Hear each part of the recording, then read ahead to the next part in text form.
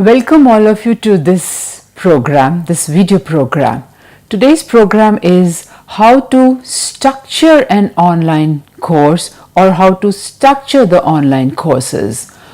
All of you have seen in a formal system or in a school or in a university, a teacher comes, he or she teaches in the classroom with the help of few aides. All of us as students, we listen to it and the class is over maybe after 45 minutes or maybe after 1 hour. But these days, many of you, rather all of us, we are watching YouTubes. Those are the video programs. We want to do certain courses which are online. Why we have online courses? Because of the revolution which has come in the information and communication technologies. So it's not only in education. I am sure all of you buy your vegetables online, you buy certain other things online. So many sectors, the online thing, the revolution in the technology has come to it. Now education is not far away, and many times, many institutions, they are developing, they are offering online courses. Like if we see international, Stanford, MIT, FutureLearn, they are offering courses which are curriculum based. Like FutureLearn, it's offering more courses. In India, NPTEL is offering number of courses through video and which are online courses. Have you taken any online course? Must be.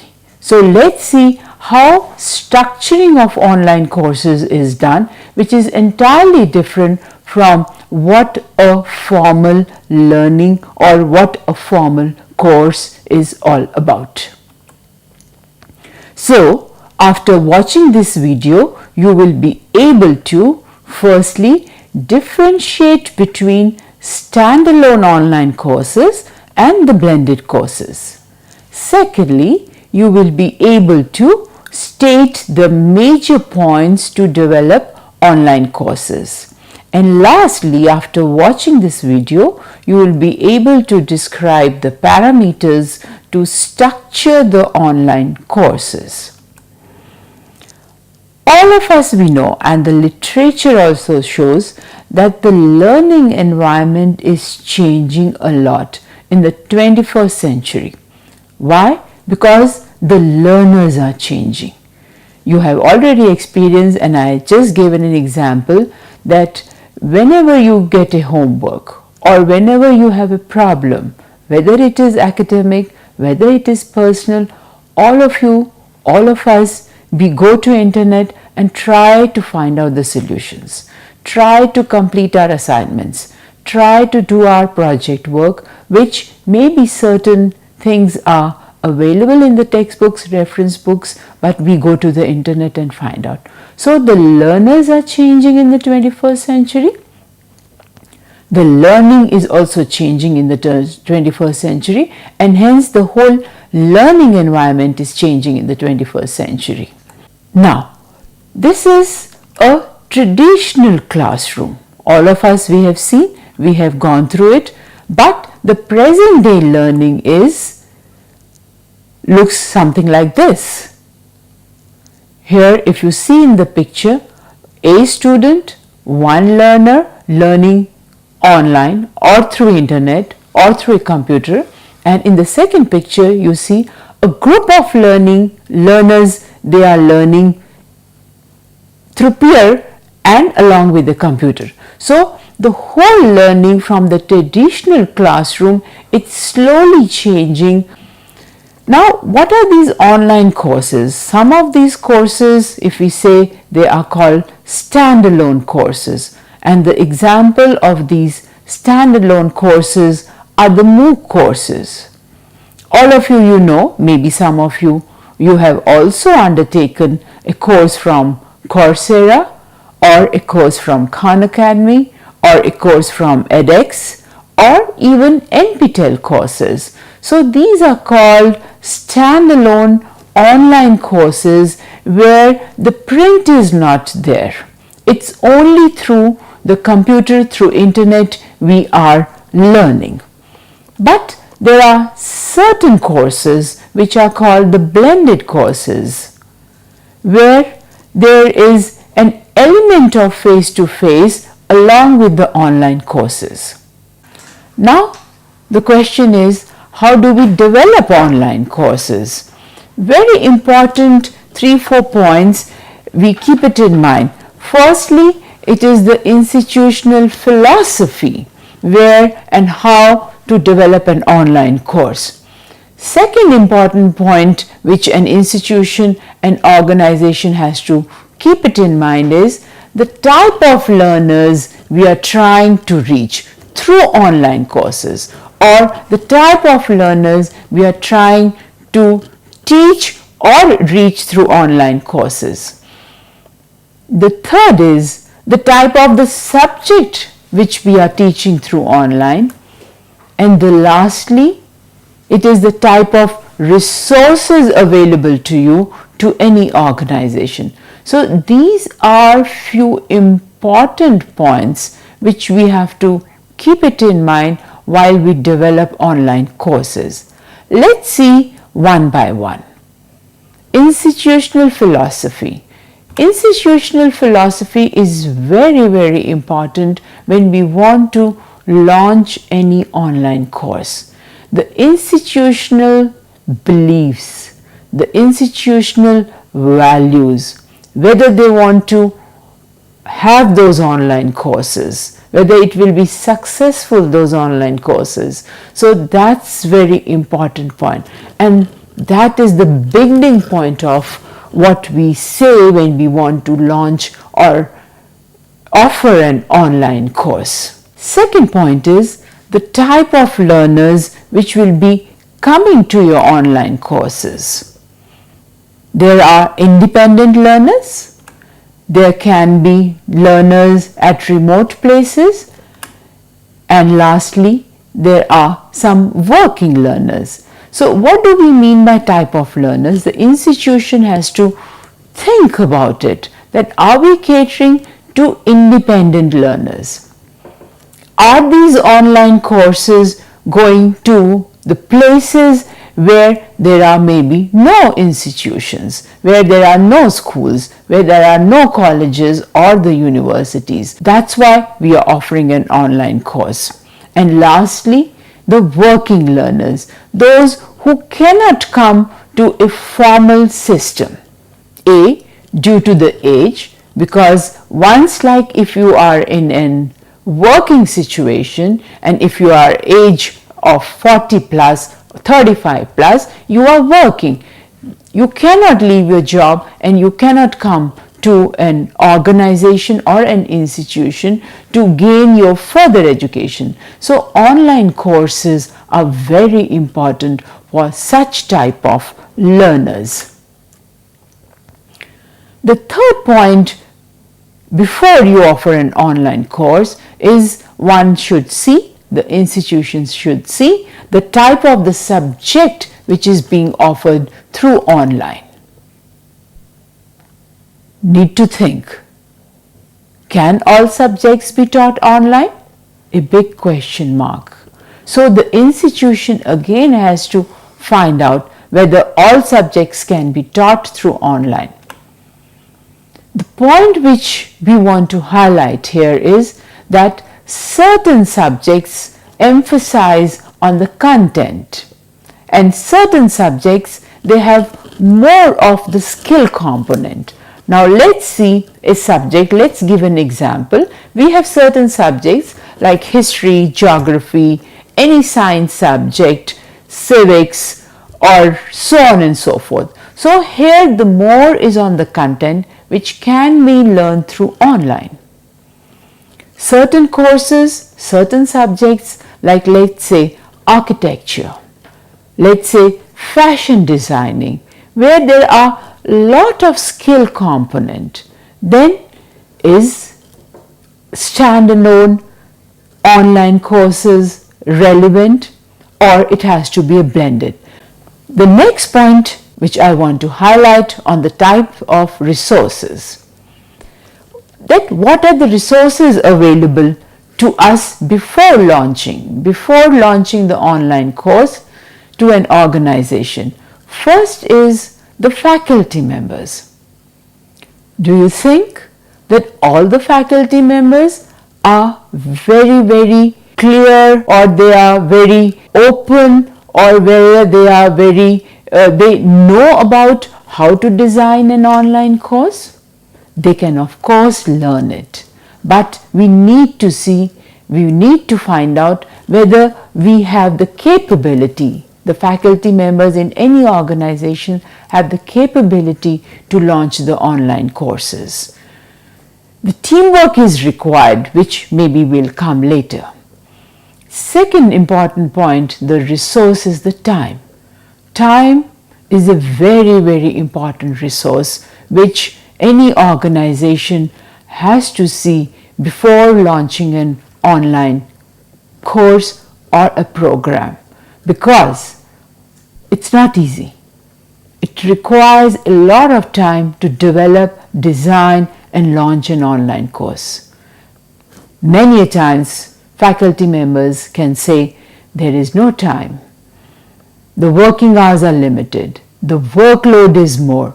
So you need to see that time factor in designing and developing an online course.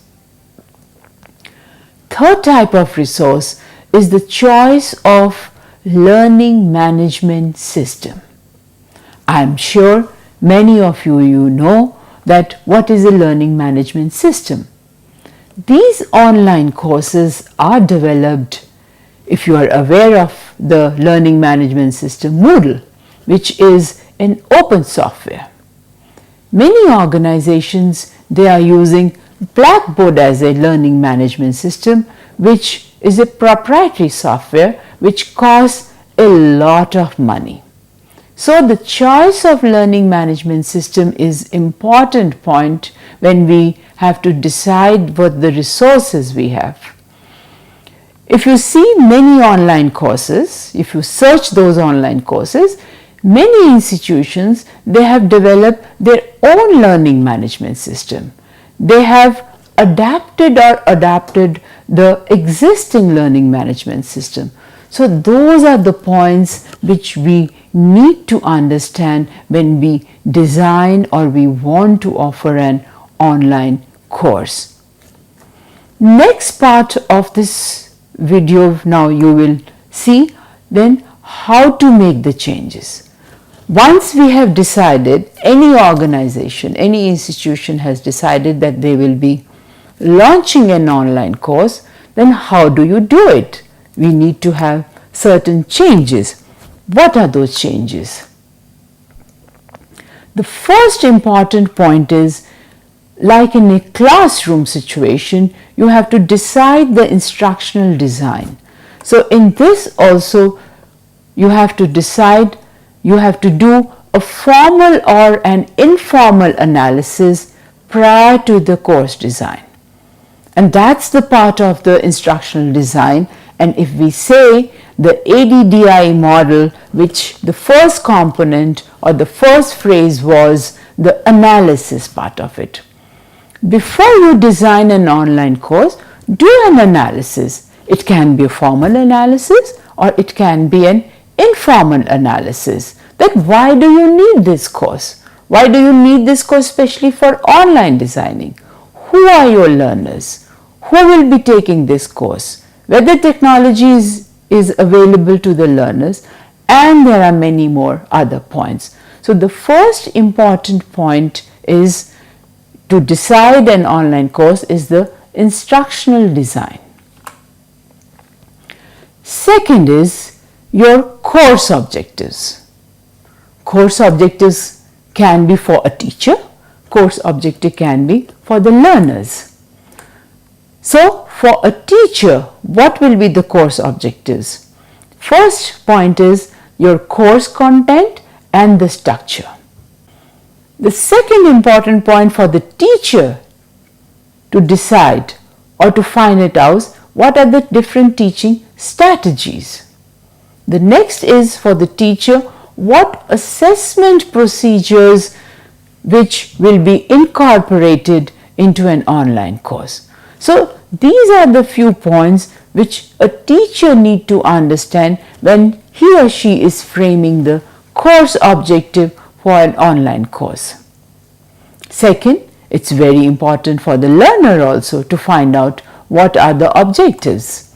So he or she will find it out that what are the expectations from the course, what to do, and how will they be assessed. So if you see the teacher's course objective on one side and the learner's course objectives on the other side, this should be available on the very first day to the teacher as well as for the learner. And secondly, those who are developing this course. Especially I'm talking about here on the online courses. Coming to the next important aspect is what instructional activities which you will be included when you develop an online course. So instructional activities should be, what kind of instructional activities should be? Firstly, which should engage students in active learning. In a classroom, if you see in a formal setup, in a school or in university, in higher education, the teacher is teaching students whether they are actively involved or not, we don't know. At times it is true, at times it may not be.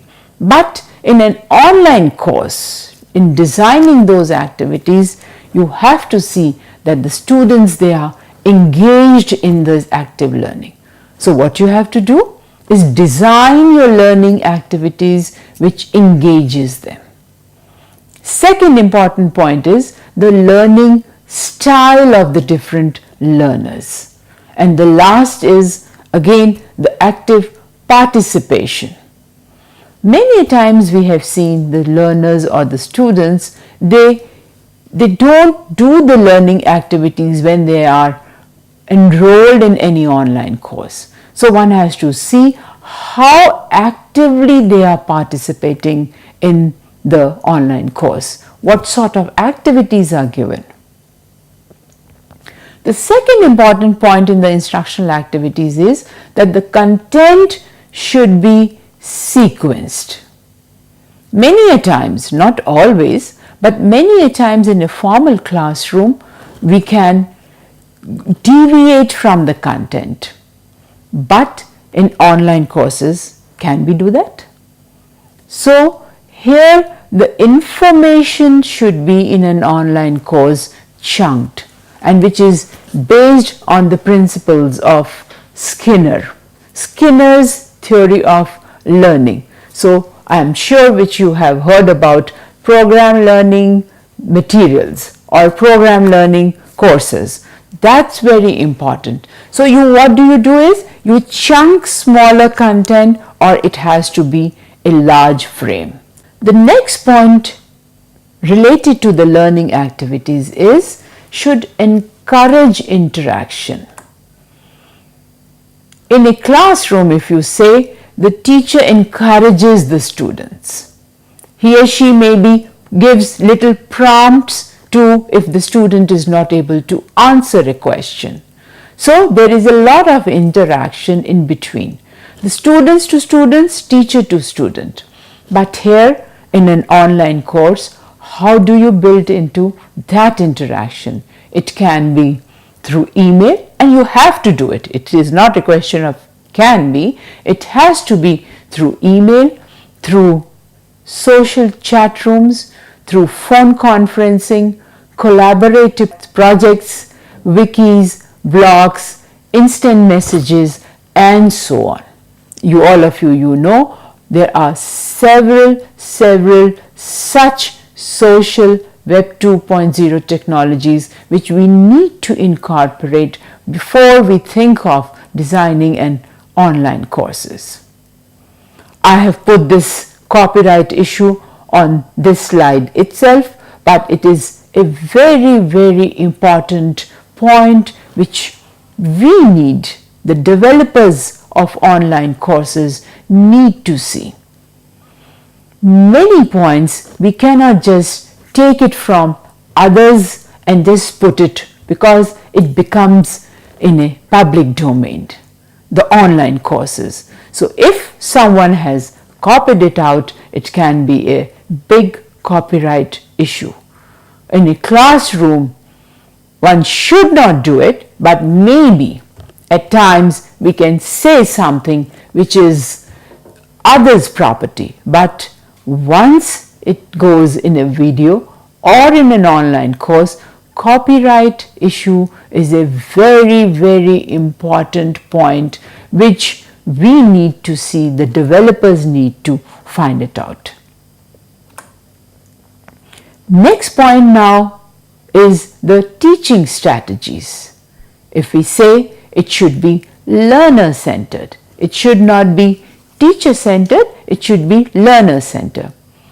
Second point we have already discussed, that's it has to be an active learning, because the teacher is not there in an online course, the student gets demotivated and then they just leave their course. So lots of activities are there inbuilt into an online course.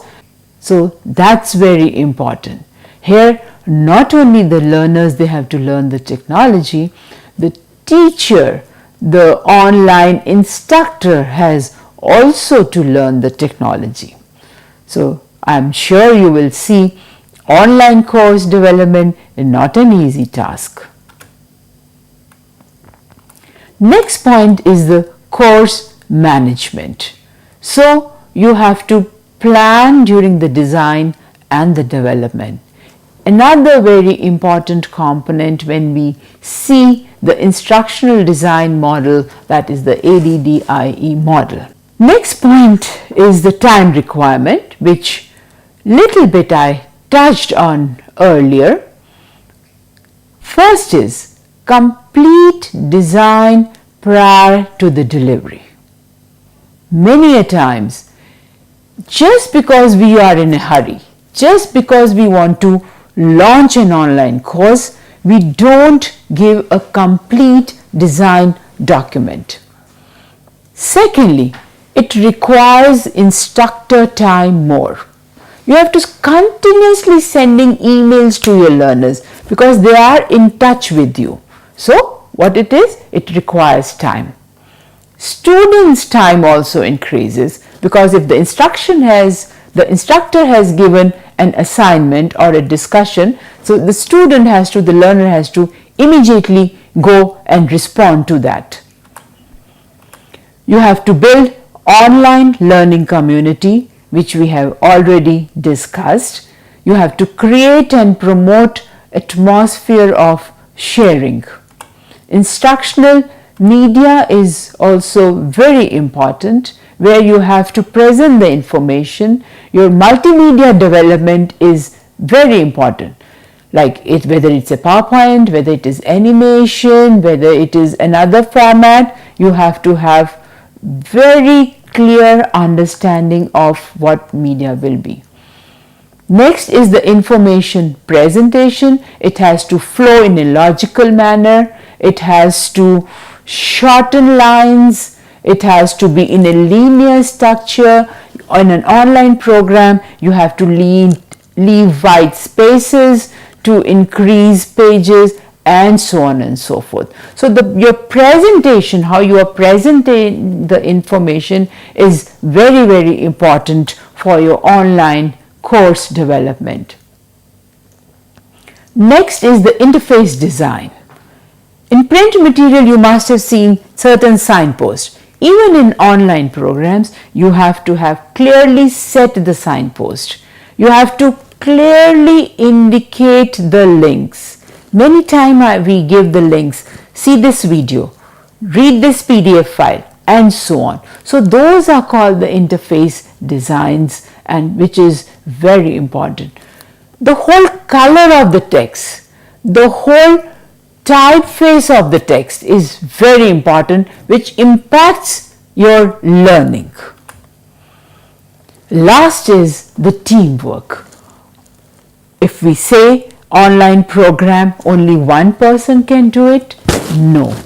It requires a teamwork. It requires a subject matter expert. It requires an instructional designer. It requires a graphic designer. It requires a media producer. Each one of them, they have their own role before you launch an online course, and it requires a lot of collaboration, a lot of concentration. Coming to the end of this program, what did we learn? What did you learn? Firstly, learners and learning is changing in the 21st century. Secondly, online courses, they are either standalone or they are blended courses. Third, planning of online courses require course objectives, instructional activities, teaching strategy, course management, and information presentation. So, online courses is not an easy task to develop. It requires a lot of efforts. It requires a lot of collaboration. It requires a lot of efficiency. I hope you will realize if you go and do an online course now, or if you are already doing an online course. Wish you a very happy learning.